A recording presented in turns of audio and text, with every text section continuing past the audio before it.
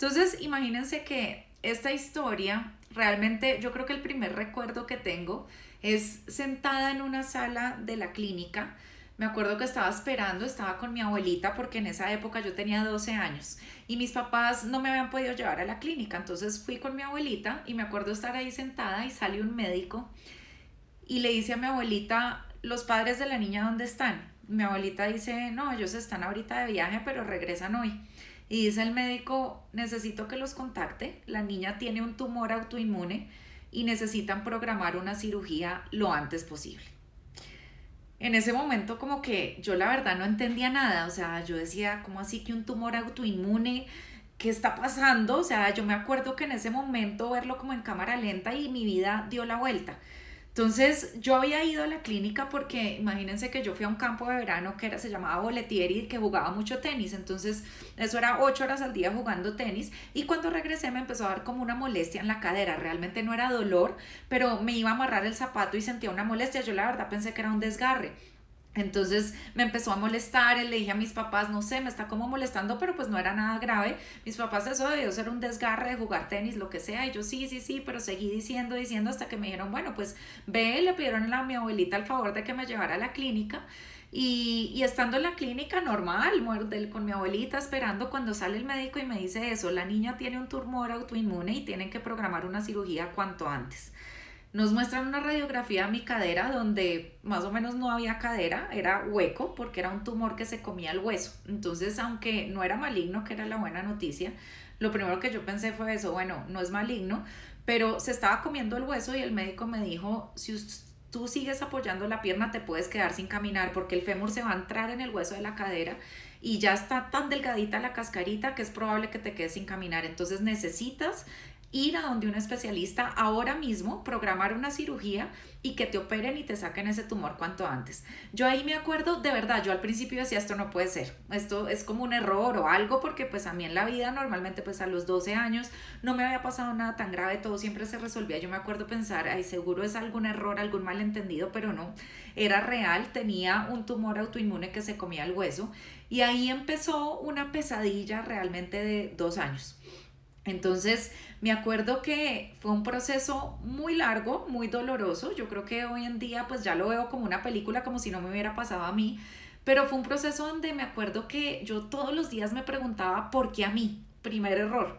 Pero eso es lo que uno hace. Todos los días me acuerdo, yo llegaba del colegio, tenía 12 años, llegaba al colegio, tiraba las muletas, porque tuve que estar 2 años en muletas, tiraba las muletas, me sentaba en mi cama y me ponía a llorar, me acuerdo. Y yo me sentía, o sea, decía, pero ¿por qué me tiene que pasar esto a mí? O sea, ¿yo qué he hecho? Peleé con Dios, mejor dicho, de verdad entré como en un momento de frustración, de rabia, de ira, de entonces no hago nada, de víctima también.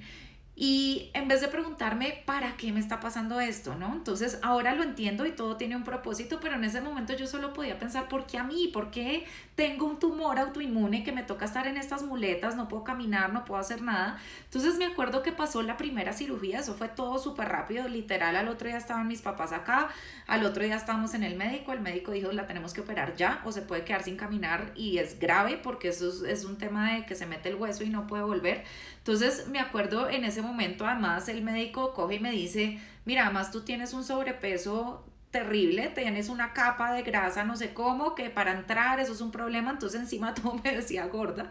Bueno, eso fue una pesadilla completa, me acuerdo la primera cirugía, yo salí de ahí muy doloroso, estuve, tenía que estar en silla de ruedas y lo peor de todo era que en este proceso lo que más me molestaba era tener que depender de los demás. Yo no podía hacer nada sola. Entonces primero mis amigas me tenían que llevar las tareas a la casa cuando querían ir, ¿no? Porque la gente sigue con su vida y pues uno al principio todas iban los primeros días, después fue pasando el tiempo y nadie iba, yo era sola en mi casa.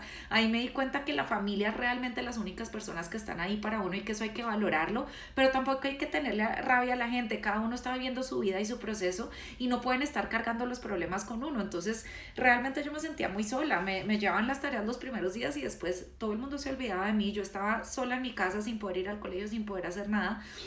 Y cuando por fin iba al colegio me tocaba estar en silla de ruedas y yo no podía hacerlo sola, digamos, siempre me tenía que llevar a alguien en la silla de ruedas. Entonces me acuerdo que en todas las clases me dejaban a mí salir 5 minutos antes de que tocara la campana para que yo pudiera bajar por las sillas de ruedas, había escaleras, no era nada amigable. Entonces alguna persona del curso tenía que voluntariarse para hacerlo, y me acuerdo que pues obviamente éramos niños, la gente se pedía para poder salir de clase antes, ¿no? Y eso para mí era horrible, o sea, porque yo decía, nadie me está ayudando porque quiere, sino simplemente porque quiere salir antes de clase, ¿no? Entonces era todo este tema de depender. Me acuerdo mucho que, por ejemplo, para almorzar en el colegio, que uno tenía bandeja, pues yo no podía llevar mi bandeja porque estaban muletas. Entonces yo muchas veces prefería no almorzar, primero porque nadie se le ocurría, éramos niños nuevamente, pero a nadie se le ocurría decirme, oye, ¿quieres que te lleve la bandeja? Siéntate, yo te la llevo, ¿qué quieres comer? ¿Qué te sirvo? No, esto era como que... Entonces yo a veces prefería no almorzar que pedir ayuda. Realmente lo primero que me enseñó este proceso era como muy a depender de mí misma, a no depender de nadie más. Yo decía, como sea, si no, no almuerce y me toque llegar a mi casa y comer algo allá, pero yo no voy a depender de nadie y yo no voy a pedir ayuda, que también es un error, porque a veces uno tiene que levantar la mano y decir, bueno, uno a veces asume y tiene expectativas de los demás, de que los demás se les tiene que ocurrir, se les tiene que tal cosa, y resulta que no, cada persona está muy ocupada viviendo su vida como para ocurrírsele a alguien más. Entonces no siempre es de malos, pero pues uno a veces necesita alzar la mano. Entonces el caso es que después de todo este proceso, imagínense que bueno, a mí me tenían que meter un hueso falso donde el tumor se había comido el hueso. Y esto pasó unas 3 veces, porque me metían un hueso falso, el tumor se comía el hueso falso, se volvía a comer todo eso y volvía a quedar una cascarita, volvía a quedar el peligro de quedarme sin caminar, me tenían que volver a operar, otra vez en cirugía, otra vez la silla de ruedas, otra vez las muletas, y esto era un ciclo donde esto pasó pues 3 veces en 2 años. Me acuerdo que yo la última vez que me dijeron te tenemos que volver a operar, yo dije no, no más, no más, esto yo no lo quiero vivir, además no se está solucionando el problema. Y digamos que bueno, para hacerles la historia corta, después o sea, de todo, de las cirugías, de la radioterapia que tuve que ir, de todos los procesos que me tuvieron que hacer, lo más duro de todo era esa sensación de que yo tenía que depender de alguien más. Afortunadamente yo tengo una mamá muy poderosa y que le tocó también trabajar mucho su mentalidad desde pequeña. Y mi mamá en todo este proceso jamás me dejó autocompadecerme. No dejaba que nadie me dijera, pobre la niña, pobrecita, qué pesar. Y eso me lo inculcó a mí, y cualquier persona, yo lo que más detestaba era que me miraran con pesar. Yo decía, bueno, o sea, estoy en muletas o en silla de ruedas, ya no pasa nada, soy una persona común y corriente como todo el mundo, pero no me tengas pesar. Eso a mí me ponía, de verdad me sacaba de mí, o sea, me ponía brava con mis amigas, me ponía brava con la gente, ay, ¿cuándo? ¿Y tú qué pecado? Entonces eso, impulsado por mi mamá de no autocompadecerme, me ayudó como a sacar esa fortaleza, y en vez de quedarme como la víctima de, y por qué a mí, y si yo no he hecho nada malo, coger fuerza y decir, bueno, como era un tumor autoinmune, yo dije, si este tumor me lo creé yo, porque lo crea el cuerpo empieza a luchar contra él mismo, yo misma me lo puedo quitar. Y resulta que las cosas autoinmunes, digamos que a mí muy chiquita, a los 12 años, me tocó volcarme hacia adentro porque todo lo externo no funcionaba. Ya me habían operado 3 veces, ya me habían metido un hueso falso, ya el tumor se había vuelto a comer el hueso falso, ya me habían hecho radioterapia y seguía pasando el mismo problema. Entonces yo dije, bueno, me tocó, me obligué a volcarme muy hacia adentro y empezar a hacer un proceso de, bueno, ¿por qué tengo esto? Y como al ser autoinmune, lo que les digo, simplemente descubrí la primera cosa, y es la autoexigencia. Cuando uno es tan autoexigente con uno mismo, es peligroso a tal punto que el cuerpo se puede enfermar, porque el cuerpo dice, ok, si esto no sirve, pues destruyámoslo, así de sencillo. Yo desde muy chiquita era muy autoexigente conmigo misma, demasiado perfeccionista en todo sentido. Entonces la primera lección que tuve de esto es eso, a bajarle. A veces uno no puede ponerse tanta exigencia a sí mismo, porque solo queda frustrarse, solo queda estar inconforme todo el tiempo con lo que uno es, con cómo uno se ve. Con mi cuerpo, yo peleé muchísimo con mi cuerpo, y esto me obligó a hacer este proceso. Y para hacerles la historia larga, corta, digamos que después de estas 3 cirugías de radioterapia, miren, yo fui a cuanto médico, energía, de hacer meditación, sanadores que me enseñaban a hacer meditaciones para sanarme a mí misma. Sé que por acá hay unas que no creen en eso, lo respeto, pero realmente uno en ese estado hace lo que sea, ¿sí? Uno dice, bueno, si la medicina tradicional no funciona, lo que sea, pero yo me mejoro o me mejoro. Fui donde un sanador que me enseñó a sanarme yo misma con meditaciones, con trabajando mi mente. Entonces ese fue el primer contacto que yo tuve de decir, yo no puedo depender de nadie más, ¿sí? En nada. Y de decir, ni que me lleven la bandeja, yo de esta salgo y de esta salgo sola, ¿sí? Fue un poquito extremo y hubiera podido ser más amigable con mis amigos, no cogerle tanta rabia a las personas que me rodeaban, que yo sentía que estaba sola, solo mi familia sentía que estaba ahí. Pero al final me enseñó eso, a no depender de los demás, a decir, yo estoy en esta, yo de estas voy a salir. Y si no salgo, ¿cómo lo voy a tomar? ¿Sí? Porque otra cosa que aprendí, no solo la autoexigencia, es uno no controla lo que le pasa. Yo un día estaba jugando tenis en un campamento de verano como cualquier niña de 12 años y tenía todo en la vida, y al siguiente segundo un médico me estaba diciendo que me iba a quedar sin caminar y que me tenían que operar. Entonces la vida te puede cambiar en un segundo. Uno no puede controlar lo que le pasa a uno, pero lo que sí puedes controlar es cómo lo tomas. Lo que sí puedes controlar es el significado que le das. Lo que sí puedes controlar es, en vez de preguntarte por qué a mí, preguntar ¿para qué? ¿Qué puedo aprender de esto? ¿Esto a qué me va a llevar? Hoy entiendo el para qué. Me obligó a ir hacia adentro, a hacer todo este proceso y hoy poder ayudar a más mujeres que están pasando o por algo o mucho más duro que lo mío, porque hay mujeres que pasan por cosas mucho más duras que tener un tumor en la cadera, o cosas que aparentemente son más sencillas, pero que duelen igual, ¿sí? Duelen igual que una enfermedad. Entonces, ningún sufrimiento ajeno es ni peor ni mejor que el de uno, ni vale más ni vale menos. Simplemente son lecciones que yo tuve que aprender y que hoy se las quiero compartir porque siento que es parte de mi misión. Entonces, bueno, para hacerles la historia corta de qué sucedió, a la tercera vez que yo digo, no me van a operar y yo de esta voy a salir, y que fui a cuanta cosa ustedes se imaginen, di con un, ¿cómo le llamamos? Él fue asesor del presidente de Panamá, o sea, tampoco se imaginen pero era sanador. Y él me enseñó a hacer meditaciones para sanarme a mí misma. Di con mi médica actualmente, que es médica tradicional, pero también trabaja un aparato especial que se llama el Dermatron y tiene como, todo tiene soporte científico, ¿sí? O sea, por física el aparato funciona. Para las que no creen en energías ni nada de eso, yo creo 100% porque lo he vivido, pero entiendo que no todo el mundo es de ese pensamiento. Entonces, después de todo eso y de algunos milagros realmente, me acuerdo que fui a la tercera cirugía a que me pusieran la cita, porque yo le dije al doctor no, y ahí mis papás dijeron, miren, denos por favor, creo que eran 3 semanas o un mes o algo así. Estamos intentando otras metodologías, por favor espérenos. El doctor era, pues mejor dicho, súper angustiado porque les decía, bueno, o sea, es riesgo de ustedes si quieren esperar, pero la niña se puede quedar sin caminar, el tumor puede seguir creciendo y tenemos que volver a operar. Entonces ya riesgo ustedes si quieren esperar las 3 semanas. Tomamos la decisión de hacerlo, y cuando volvimos a que el médico me revisara, después de lo que les digo, radioterapia, de todo, mil y un cosas y unos milagros, fue como una película. Realmente me acuerdo que el médico sacó la radiografía y me dice, Irene, bota las muletas. Y yo, ¿cómo así? Sí, bótalas, camina, camina, salta. Y yo, ¿cómo así? ¿Qué? O sea, yo llevaba sin apoyar mi pie pues 2 años. Sí, camina, salta, bótalas. Entonces me acuerdo de entregárselas a mi papá. Me acuerdo que mi papá me miraba y se le escurrió una lágrima. Y era como rojo con una lágrima escurriéndosele. Yo simplemente con cara como de asustada, yo paniqueada de poner un pie en el piso.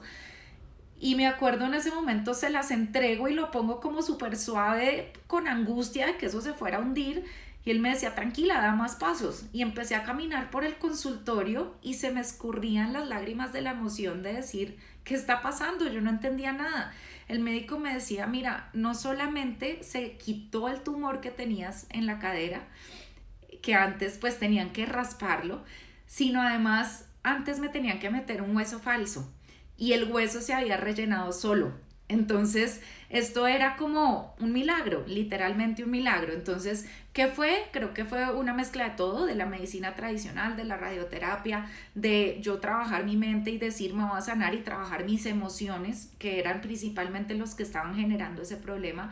Fue alinear mi cuerpo en todo sentido, en salud, en la comida, en todo. Pero no importa qué fue, sino qué aprendí de esto, ¿sí?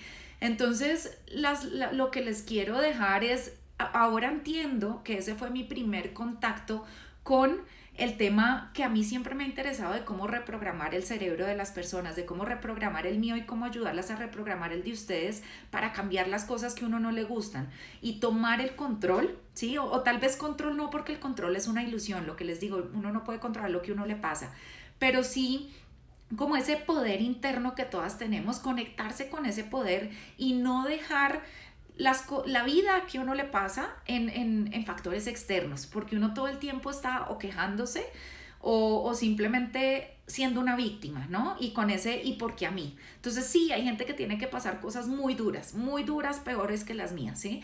Pero uno sí puede controlar y decir, bueno, ¿yo qué puedo aprender de esta situación? Y cómo no voy a dejar el control en algo externo, no voy a que mi felicidad dependa de si alguien me lleva la bandeja del almuerzo o no, como en algún momento era. Mi felicidad no puede depender de si mis amigas vienen a visitarme o no, o si me traen las tareas o no, o si la gente se olvida de mí o no.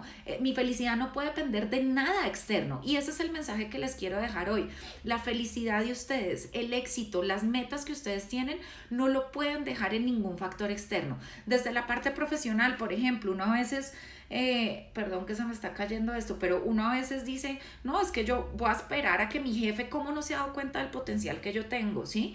O cómo es posible que los clientes no noten que yo soy la mejor tal. No, no es posible, es responsabilidad de cada una de ustedes decir, yo quiero esto, ¿qué necesito para llegar allá? ¿Qué tengo yo diferente a los demás? Y ¿cómo lo hago? Paso a paso, depende de cada una de ustedes. Entonces no dejen en factores externos, salgan de ese papel a veces de víctima, que también muchas veces uno mismo cae en eso, y recuperen ese poder de decir, yo quiero algo, yo lo puedo lograr. Voy a trabajar mi mente, es duro, yo no les voy a decir que no, yo estuve 2 años en un proceso espiritual duro, no voy a decir que es fácil, todo lo espiritual y eso incomoda, es duro, me generó mucho sufrimiento normalmente, pero cuando uno empieza a ver que todo sufrimiento y todo dolor es simplemente aprendizaje. Cuando tú cambias el lenguaje de cómo ves las cosas desde tu mente, cuando tú en vez de decir, esto es una mierda, sí, perdón la palabra, pero esto es una mierda, ¿por qué me está pasando esto? En vez de decir eso y en vez de decir es que estoy sufriendo y es tanto dolor y lo cambias por aprendizaje, créeme que solo eso hace que las cosas cambien. Como tú ves las cosas cambian. Entonces siempre cualquier sufrimiento o dolor que ustedes sienten es simplemente un aprendizaje disfrazado.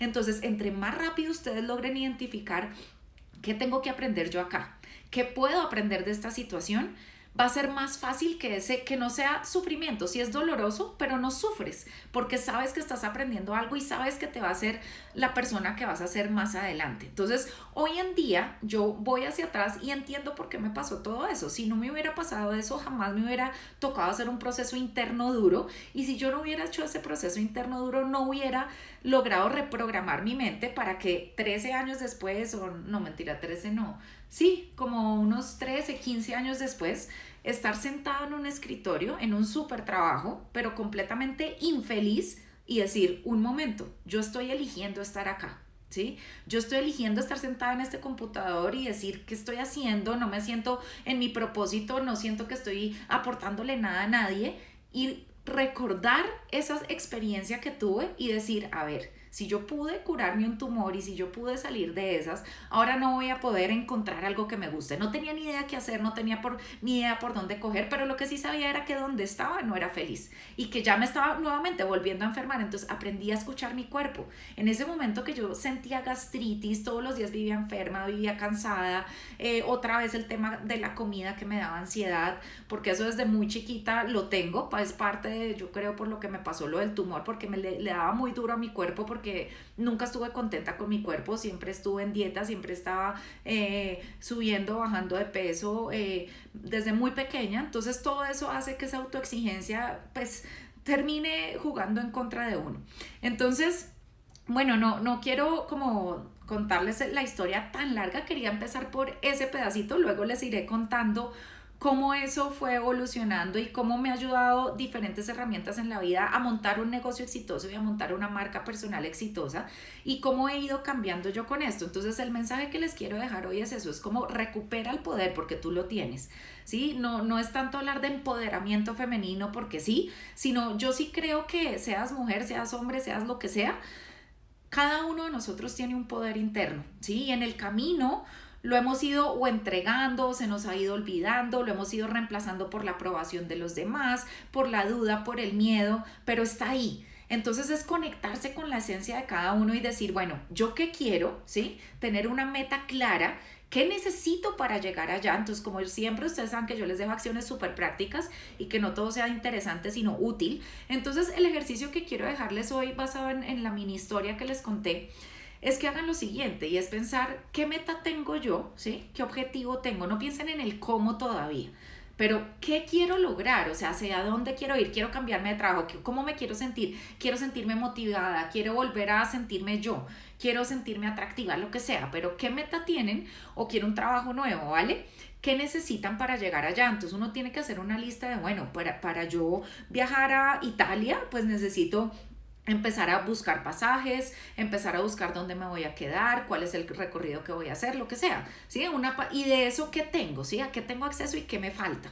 ¿Listo? Pero también ustedes tienen capacidades para llegar allá. Entonces, ¿qué tengo y qué me falta? ¿Y cuál es el siguiente paso que puedo tomar para acercarme a esa meta? Pero quiero que recuerden que depende de ustedes. No pueden dejarlo en nada externo. Y el resto son excusas. Y sé que es normal y a mí también me pasa. Pero uno empieza, no, pero es que como no tengo plata, no, pero es que no sé qué me gusta todavía. Pues no importa, encuéntralo, ¿sí? Permítete ese tiempo de explorar. No puedes pretender pasar de 0 a 100 en un segundo. Pero sí tienes que, es tu responsabilidad dedicarte un tiempito para sentirte como te quieres sentir. Entonces, si no sabe por dónde empezar, empieza por donde sea, que ahí se te va abriendo el camino y te van iluminando, ¿vale?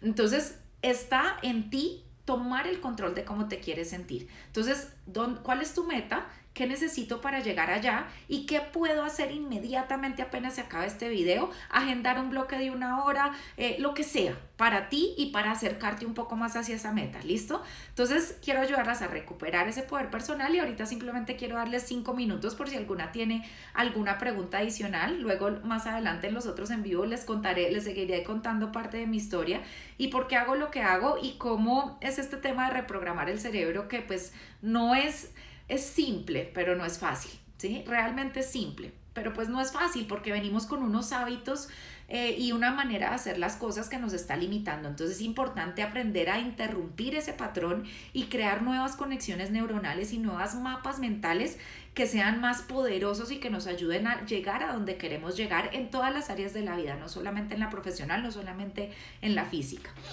No sé si tienen alguna pregunta. Voy a leer un segundito a ver si me han puesto alguna pregunta por acá.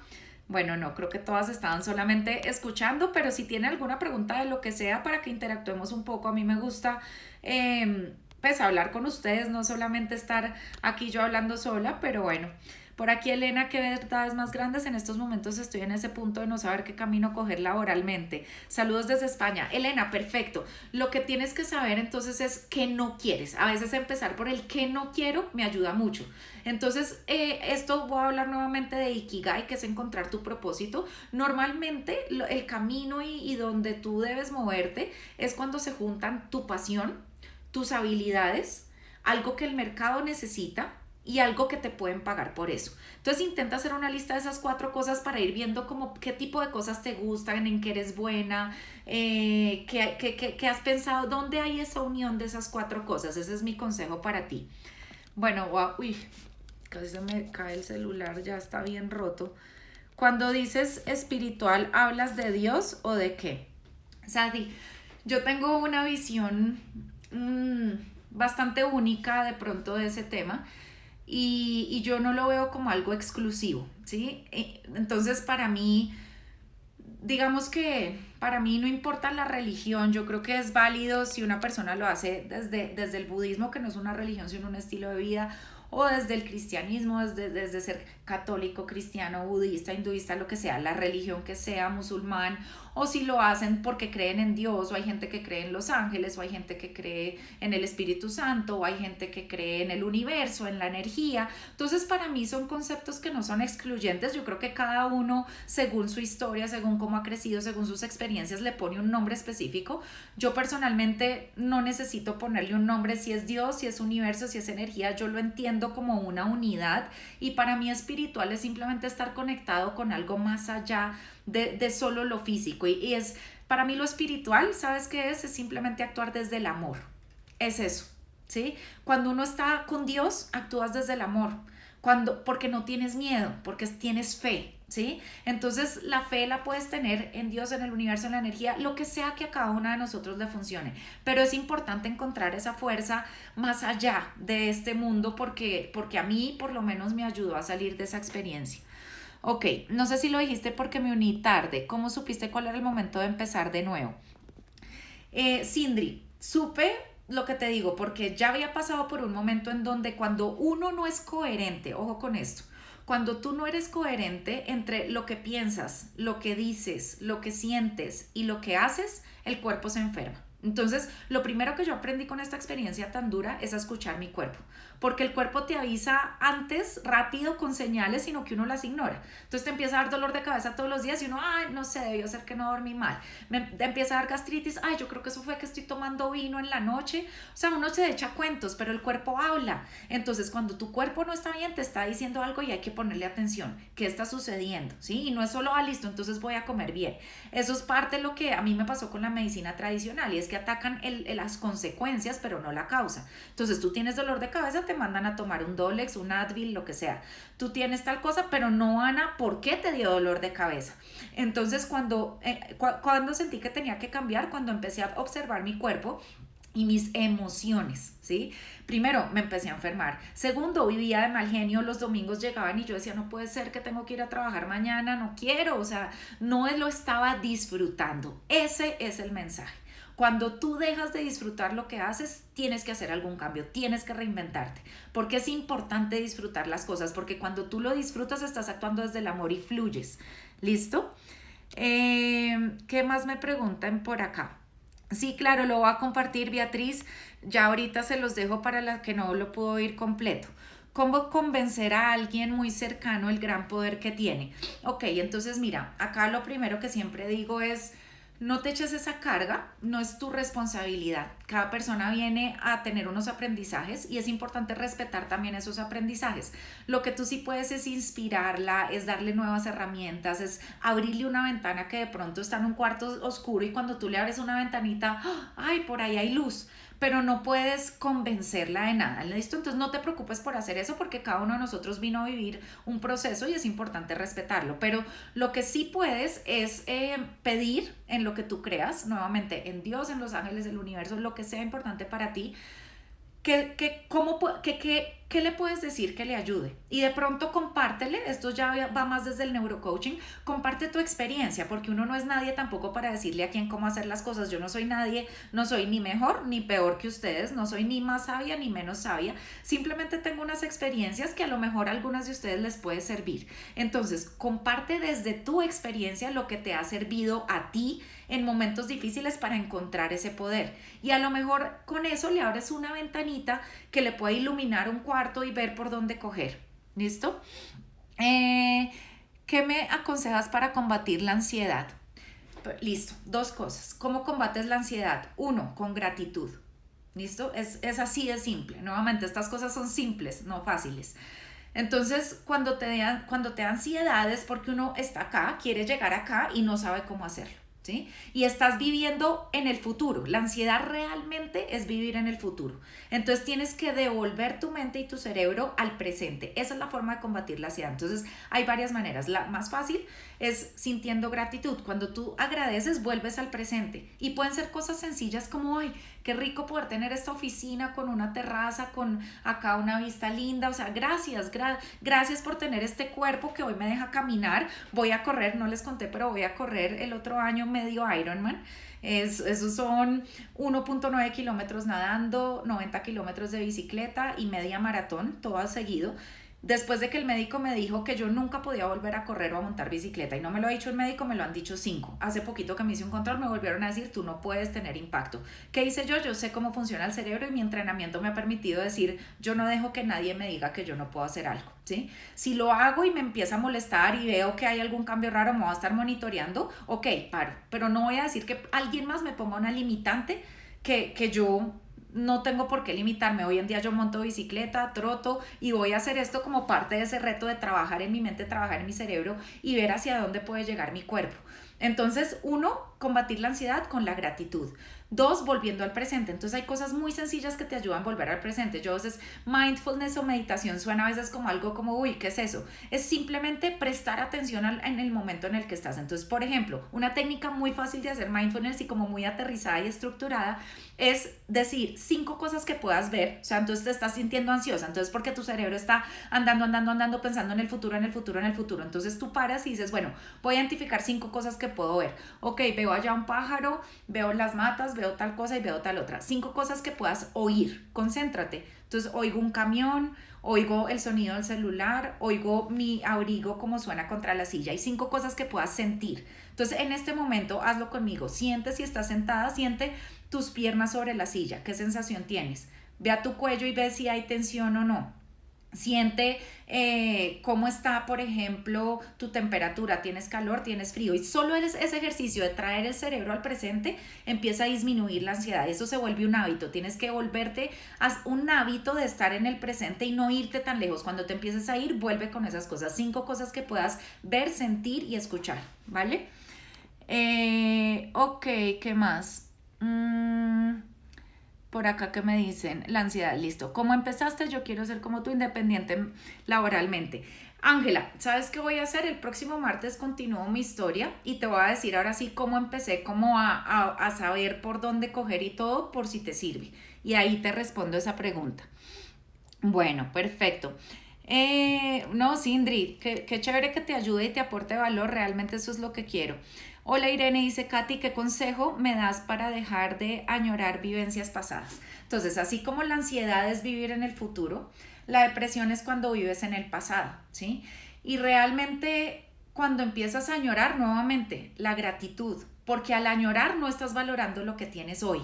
Entonces el antídoto para eso es hacer un ejercicio de gratitud diario. Esto le sirve a todas. Simplemente levántate por la mañana y coge el hábito de decir 3 cosas por las que estás agradecida. Y puede ser desde tan sencillo como, ay, gracias porque me levanté en esta cama calientica, y no desde como, uy, sí, hay gente que no tiene dónde comer y yo acá quejándome, no, porque cada uno tiene sus problemas y para cada uno es relevante. Entonces oblígate a tener esa gratitud, porque así no vas al pasado sin decir, bueno, pero ¿qué tengo hoy? Listo. A mí me pasa mucho, yo decía, yo amaba ser niña, yo odio crecer, odio ser adulto y odio ser humano. Entonces, pero después digo, bueno, pero o sea, entonces, ¿por qué estoy agradecida? Qué chévere poder usar mi cuerpo, poder hacer deporte, qué rico poder inspirar a algunas personas, poder ser como un facilitador de cambio, de renovación, qué rico tener un esposo que me quiere como soy y me deja ser. No sé, la gratitud realmente es un antídoto excelente. Entonces dice, sería muy valioso que nos pudieras compartir este reto mental del Ironman 7.3 para preparar tu mente para la ansiedad. Sabes que lo voy a hacer. Estaba pensando, yo no soy muy, como siempre les he dicho, yo soy un poco tímida, la verdad. Y esto de hacer redes sociales y videos fue todo un reto para mí. Pero pues de una, voy a compartirlo porque les voy a compartir mi proceso de entrenamiento. Yo lo hago más que todo por el tema mental, porque pues obvio toca entrenar y todo eso, pero nuevamente desde que me dijeron que no poder correr ni montar bicicleta, hacer un 73, pues para mí es todo un reto físico y mental y va a ser muy emocionante. Entonces claro que les compartiré el proceso y pues la que no le interesa que no lo vea, ¿no? Entonces listo, súper, gracias por decírmelo porque así también me quitas como el miedo de compartir esas cosas como más personales que uno a veces dice, ay, pero eso a la gente que le va a importar, y pues a lo mejor les puedo ir dando tips de cómo lo manejo y que les puede servir para otras cosas. Bueno, entonces ya por acá no veo más preguntas. Entonces nada, pues gracias por oírme. De verdad que esto pues para mí, como les digo, nunca lo había compartido con alguien que no conociera en vivo y en directo. Espero que les haya ayudado el mensaje de alguna manera y que lo lleven a la acción. Si solo les queda una cosa de este en vivo, que pongan en práctica, créanme que van a estar un paso más adelante de lo que estaban antes del video. Entonces mientras uno esté avanzando, intentando cosas diferentes, siéntanse orgullosas y que están trabajando en ustedes. Gracias por dedicarse este tiempo a ustedes, por compartirlo conmigo y escuchar mi historia. Y nada, seguimos acá en contacto. Les seguiré contando las otras partes de mi historia hasta llegar donde estoy hoy en día.